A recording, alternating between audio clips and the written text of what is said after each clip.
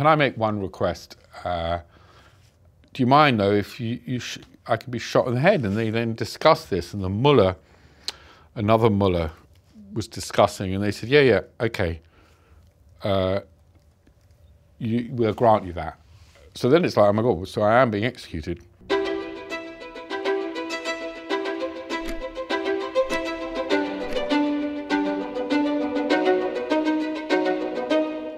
I'd been a print journalist in London in my 20s, writing for magazines, newspapers, style journalism, used to go nightclubbing, get paid to go to clubs and write about it, and then somehow shifted into documentaries. My first documentary series for the BBC was about the Taliban, and I became the kind of go-to guy after 9/11 for Islamic terrorist insurgents, and so I spent the next 20 years covering the wars in Afghanistan and Iraq. And I think it was one of the only documentaries ever made about the Taliban when they were in power. I knew very little. I just knew rumours that they'd banned kite flying, football, and it was like entering the dark side of the moon or landing on the dark side of the moon when you had to cross from Pakistan along a road. And Kabul at that time looked like Hiroshima, completely destroyed. And because filming was banned, it made my life very difficult. So I kept being thrown out of the country. In Jalalabad, it was like a terrorist training camp, and near my hotel, Osama bin Laden's house was about a mile down the road. There were lots of Arab terrorist training, and I remember thinking, this is bound to come and bite us, on the nose. And a year later, 9/11 happened. So in 2008, I'd made a documentary for Channel 4 called Meeting the Taliban. I was only expecting about 6 or 7 Taliban to show up.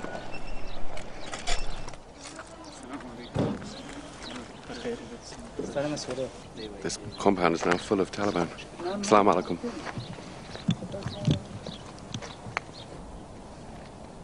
One of the commanders, Taliban commanders I interviewed, actually warned me, you don't want to do this too often. He said, before you came down, I met them in Helmand, we took a vote on whether to kill you, kidnap you, or let you do the interview. And he said, this time the vote went your way, but you'll never know. So, I'm smiling, but I'm slightly embarrassed too, because, I had 2 kids. So I was warned what could happen. So when Channel 4 said, after that success of that film, why didn't you go to the tribal areas of Pakistan, just across the border? And it was considered the most dangerous place in the world. And it was full of Taliban training camps, Al-Qaeda training camps, secret training camps. Why didn't you go there and be the first to film those training camps? And when I look back, that was not really a TV proposal, more of a suicide mission, but I said yes. When I went to Pakistan in Peshawar in 2008, we arranged to meet this mullah who picked me up in the side of a car. So when the mullah arrived, I knew his name, and my fixer had already met him. When he appeared and said, hey, assalamu alaikum, wa alaikum salam, and I get into his car. So I sat in the back of the car, and pretty much that was the beginning of my kidnap. I actually thought, oh, this is good, things are going well. And we drove into what's called the tribal areas of Pakistan. It's just on the border of Afghanistan, and it was a no-go area for foreigners. In fact, it says, it's got big signs, no foreigners beyond this point. I remember thinking, well, that's no foreigners unless you're Osama bin Laden or other foreign Al-Qaeda fighters. Suddenly, as I'm driving up, we arrive in this marketplace in an area called Bajur, and I'm looking around, it was like just full of Taliban, Al-Qaeda, Arabs, Chechens, all carrying guns, and we stop to buy some fruit juice, and I'm sitting in the back of the car going, oh my God, this is just like, open territory here. It's their home territory, it's their safe haven. And then when I was driven up into the mountains, and all the time I felt very tense, but I'd always felt very tense, because when you go and meet insurgents, terrorists, they're risking their life to meet you. They don't know if you're part of a trap. So in fact, the whole thing is incredibly tense. And I used to have this routine of battening down the hatches because you don't want to make people nervous. I'd often met Taliban where you suddenly appear and they're like, you know, with guns, what's happening? And they're terrified for good reason that they could be ambushed by US Special Forces. So I used to sort of batten down the hatches and just try and get incredibly calm, and I would have little routines of thinking about friends and home. So you'd lock down the emotions. So when I then get to this remote area in the mountains, one of the Taliban said to me, do you mind if we blindfold you? And as he says that, I'm looking out over a precipice, and I was like, sure. He said, well, you know, it's for your own security. And then he put the blindfold, and then I remember coming to the edge of this cliff I'd seen. And that was the beginning when I was thinking, wow, this has been a trap. But what, you know, they brought me up here, and I slipped and I stumbled, and then I heard boots running down the hill, and I heard the sound, the clickety-clack of an AK-47, the bolt being pulled back, and I thought, this is it, I'm now going to die here. And then I heard these voices saying, are you okay? You fell down the hill.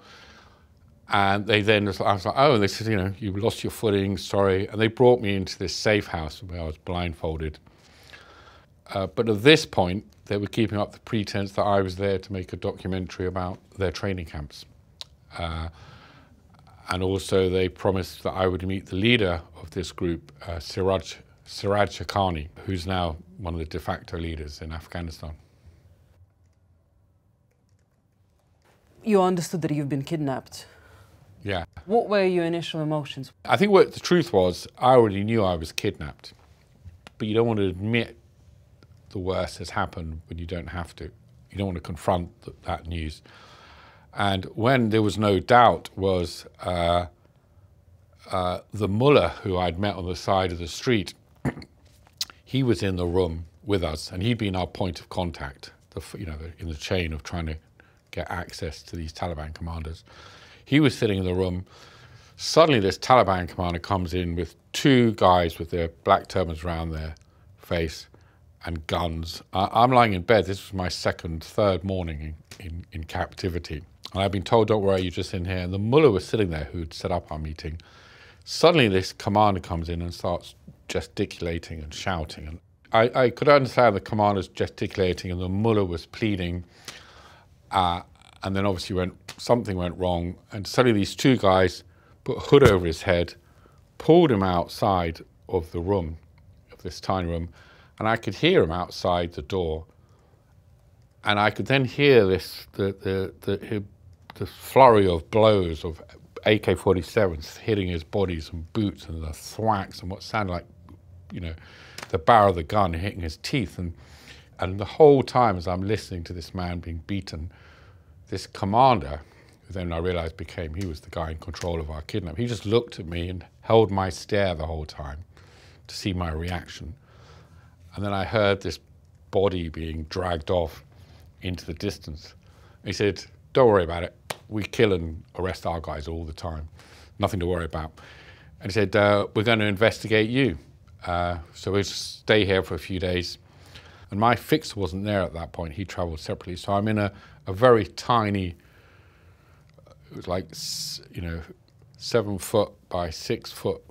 It was a cell, but it had a window they'd boarded up, and there was 2 day beds and a little hole, the toilet. And I spent a day in there until my fix arrived. And then 3 days later, the same commander came back in, and whilst handing out gifts like your favorite uncle arriving at Christmas, he said, look what I brought you. I quickly realized this commander might be a sociopath because he could be very charming and smiling and at the same time order someone's death. As he was showing me gifts like a new shawal kameez, big family-sized shampoo from Pakistan. Look, I brought you toffees from Iran. See how nice I am. And then you say, see how nice. And he had his arm around me. He then handed my fixer, my Afghan fixer, a piece of paper. And then I could see my fixer literally, like the films, go white as he read this piece of paper. And then the commander walked out and said, yeah, answer those questions. And I said to my fix, you know, what happened? What are you reading? What is it? And it was on headed notepaper, Taliban headed notepaper, signed by the Emir. You've been hereby charged with working for foreign enemy governments, and you're now under arrest. And my fixer went, we're dead. Did you at any point had any thoughts of escaping? Yeah, there was. So you know, as a journalist in that part of the world, I knew a lot of the cases of kidnaps. In the past, kidnaps, people had been beheaded. I'd seen the videos, the Al-Qaeda videos from Iraq, and that's always in the back of your head, occasionally in the forefront. I also didn't want to, my last regret on life to be just as I'm about to be beheaded, thinking I could have taken an opportunity to escape. But we knew escape would be beyond risky, because you had to get out of this house, wall compound. You're immediately in an area full of Pashtun villagers who've never seen a foreigner, and then you've got Taliban training camps, Arabs. Every night you could hear them, day and night, test firing weapons and the ricochet. You know, I realized the place was full of Taliban, Al-Qaeda, and they had checkpoints. So we never escaped, never tried. But this house was a Pashtun family home. It was like a compound, and it was a grandmother living there, the grandfather, 3 or 4 sons, men, grown men, and their wives, who I never saw.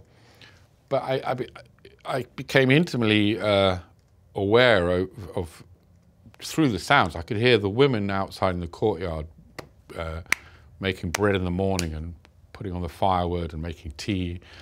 And the Taliban would come and go. And at the beginning, the Taliban had told this family, it was a tribal, well-respected tribal family, and the owner, the main man of the house, they told him we were spies, unbelievers. So it was like, again, like the movies, where they would open up the door, and we just had a little bit of sunlight coming through this gap in this window. So there was light in there until the afternoon, and then it became twilight, and then we'd be sitting there in the dark. But at the beginning, they would just kind of put in a tray of food, some bread and tea, or some rice and naan bread. But slowly I developed a relationship, predominantly with the owner of the house, this man who was a strong, taciturn man. And obviously I'd read somewhere that, you know, it's much harder to kill a fellow human being. If you see someone as a label, unbeliever, spy, or terrorist, much easier to kill them. So I drew on all my experiences of living and working in Islamic Middle East countries, of how to present yourself and be polite. And I could sense it change, but there was one evening where the Taliban came in at night with a long list of questions, and it was the same commander with his guides and shawls over their faces. And they interrogated me. They had a long list of questions. And for some reason, as I'm sitting there, the family from this house, the father, there's about 8 of them, all came in, these men sitting crammed into the room, watching. And then up until this point, this was about 4 weeks into it, they'd believed the Taliban that I was either a spy or an unbeliever or something, not to be trusted. And it came to this point where, of course, I was answering, you know, everything. I'm a journalist, couldn't keep a secret to save my life. And suddenly, in the middle of this polite, firm interrogation, they asked the names of my children.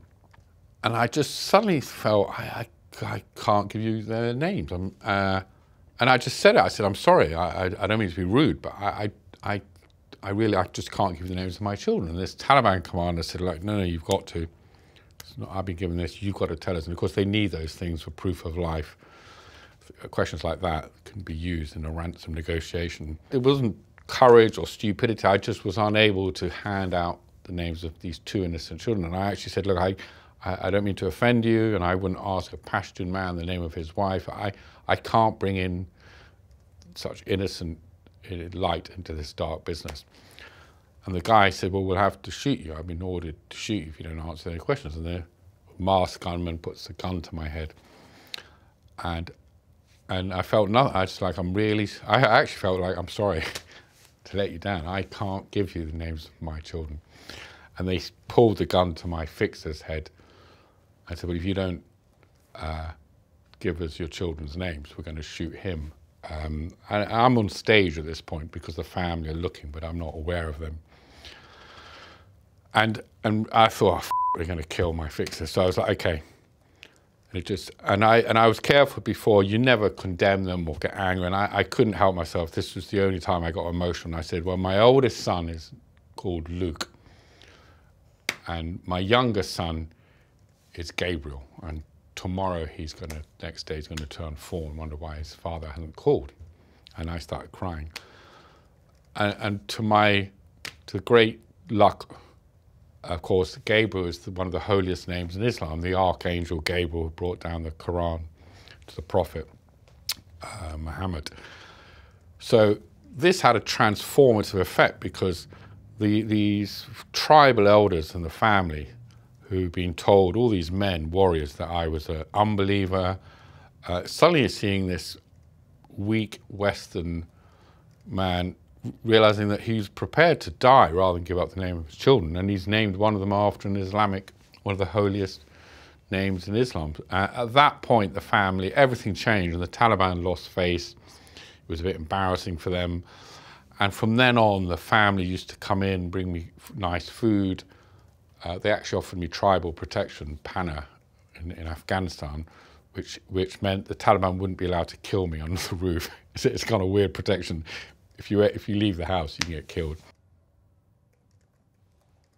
What kept you going through all of that time? My children were both a source of strength and my source of weakness. So, you know, so I hid 2 photographs from the Taliban and of my sons. I hid them in my boots, and at night I would take out the photo and look at them.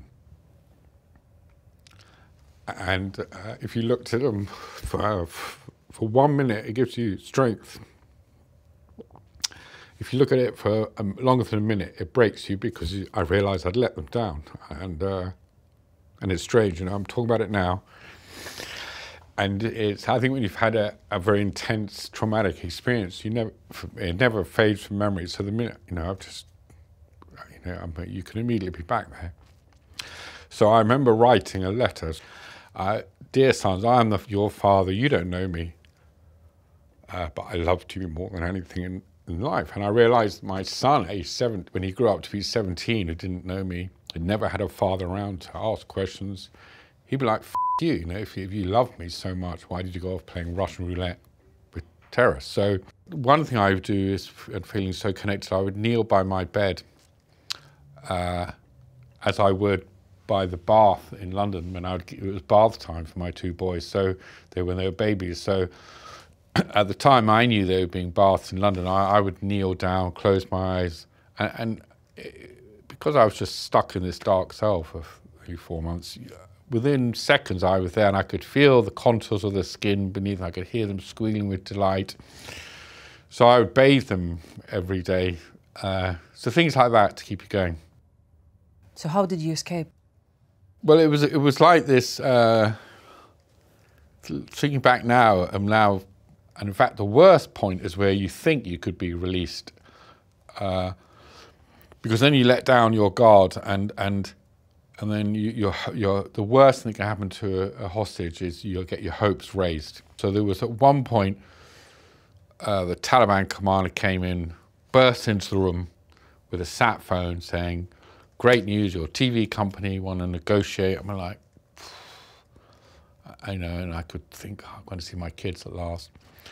And he said, but something's gone wrong with negotiations, so I want you to phone your TV company and say, we're going to kill your fixer if they don't pay this money. And then he looked at me conspiratorial, like we're all in this together. He said, look, don't worry, we ain't really going to kill him. We just say that when we're negotiating. Kind of, this is just a game. I make this telephone call, and I get the switchboard, and I get this, hello, Channel 4 switchboard, and somehow feeling that beautiful estuary voice, that London voice, it was like, oh God, I could almost feel like I was back home. And I said, look, I'm really sorry. A bit of an odd one, this. My name's Sean Langan. I work for Channel 4. I've been kidnapped. I'm calling from the tribal areas. Can you put me through to Current Affairs, head of news? And then I hear this delay, and then she goes, how do you spell Sean Langan? And I'm like, how many Sean Langans you got kidnapped? And I'm like, look, I'm really sorry. I don't mean to freak you out, but I'm pretty sure he's going to shoot my fix if you don't put me through. Whatever you do, don't put me on hold or voicemail. Just put me through to someone. She goes, putting you straight through, and I get put through to voicemail. And I'm down to like $10, and I take it off and trying to explain to Taliban commander that you've been put through to voicemail. I could hear that my fixer at that point was in a bad state, in passion. The only word I got was voicemail. The commander, who seconds earlier said, don't worry, we don't really kill people, he was like, what the f is voicemail? And he just said, don't these foreigners get it? We kill people just to prove it. And he just, at this point, pointed right at me and said, call the f***ers back. And then I just see this, he just goes, and I just think, oh God. And I look down there, and there's my fixer, and I think he shot him, and he's just sprayed over the head. And he just looks at me and says, someone wants you f***ing dead, something's wrong, and he leaves the compound. And then we're back in our cell. So that was, and then that was the hardest time, because then it looked like negotiations had failed, someone had messed up, because then it's like all hope was lost. And probably one of the worst periods was when the family now came in one day and said, would you like to convert? And gave me a hot shower.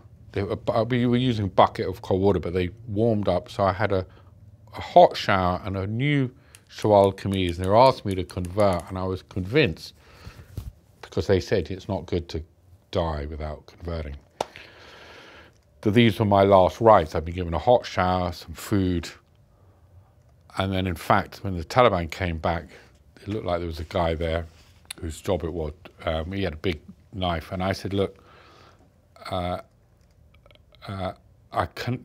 I make one request? Do you mind though if I can be shot in the head? And they then discussed this, and the mullah, another mullah, was discussing, and they said, yeah, okay, we'll grant you that. So then it's like, oh my God, so I am being executed. And without thinking about it, I then said, the owner of the house, I'd really got on with him. I said, do you mind very much, can I ask him to be the guy who shoots me?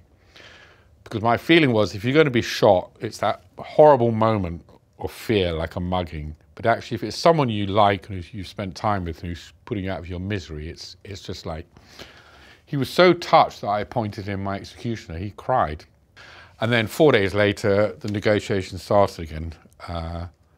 And the Taliban commander sits down, and it's like a court hearing, and I have to sit there, and he's acting as the judge, and he opens up these official papers, and he reads it out. It says, the Taliban Shura has found you innocent of all charges and accepts you are a journalist. And I'm like, F***. And so it was literally when you're innocent of all charges. And I went, F***, good one. And then he said, with great comedic timing, he paused, he let me enjoy my moment, said, but they voted to kill you to send a message to other journalists not to try this again. I'm like, and I literally went, oh, I thought, oh. And then I'm sitting there, and then he pauses. He says, but don't worry, the Emir, Siraj Khani, and I, we vetoed the Shura, so you're free to go. And I was just, so within a space of a minute, I'd been told, you're innocent, we're going to kill you, don't worry, you can go. And I'm just in tatters. And then they read out my fixer's charge. He said, the court Shura find you guilty of all the charges, but we're going to allow you to go. In fact, we knew that meant he wasn't going to be allowed to go. And the year before, an Italian journalist and an Afghan fixer had been kidnapped, and they let the Italian go, and they killed the Afghan fixer. And they were friends of ours, the Afghan. And I'd made a promise to my fixer that we would either both live or we'd both die. So they separated us and we were brought out into this courtyard. Now, I hadn't seen sunlight for 3 months.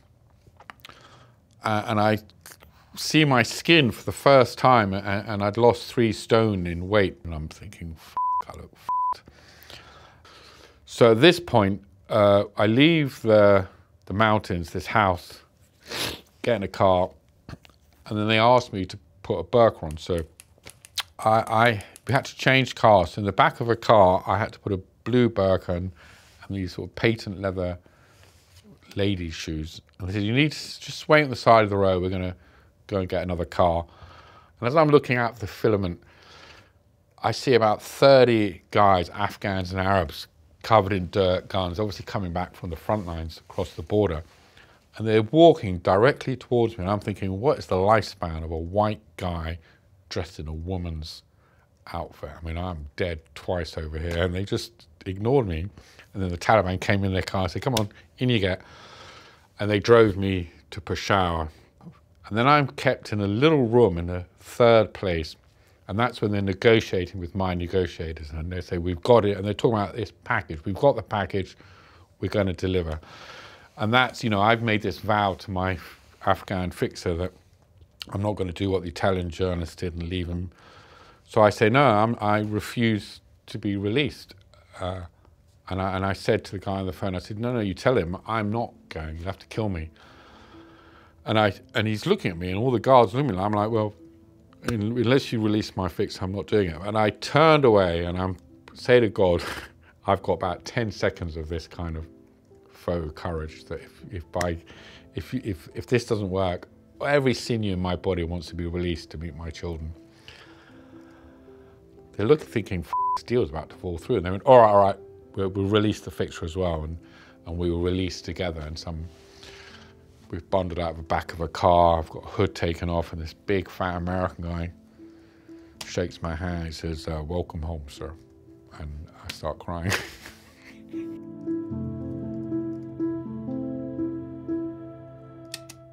You know, one thing you should know about espionage, as well as bomb making, the first mistake is your last mistake. You're not going to live to make another mistake. And therefore, you have to be absolutely careful.